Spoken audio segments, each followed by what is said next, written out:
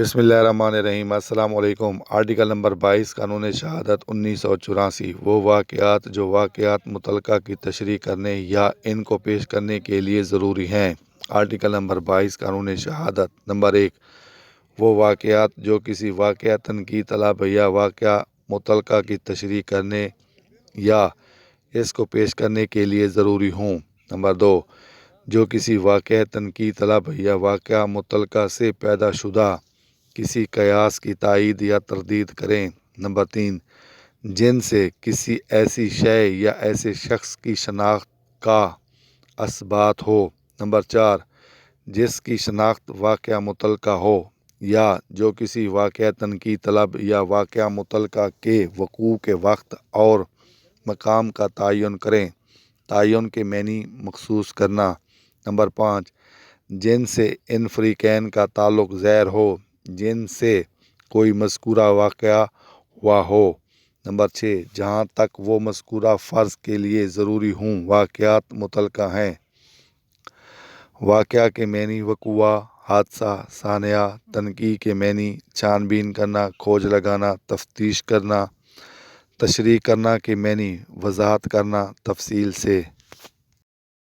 واقعہ تنقید طلب کے معنی ایسا کوئی امر جس میں چھان بین، سوال جواب یا تحقیق کی ضرورت ہو۔ تحقیق کے معنی تلاش کرنا، چھان بین کرنا، کھوج لگانا۔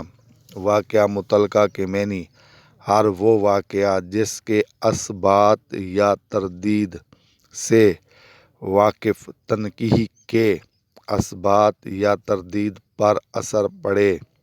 اثبات کے معنی ثبوت بہم پہنچانے کا عمل، ثابت کرنا۔ تردید کے معنی رد، توڑ، جواب، کاٹ دینا۔ تنقید کے معنی صحیح اور غلط کا کھوج لگانا، تفتیش و تحقیق کرنا، جانچ پڑتال کرنا۔ امر کے معنی حکم، فرمان۔ واقعہ تنقید کے معنی مقدمہ جس میں ہر پہلو پر بحث ہو اور اس سے کوئی نتیجہ نکلتا ہو۔ وقوع کے معنی واقعہ، ثبوت، کسی واقعے یا بات کے ہونے یا پیش آنے کا عمل۔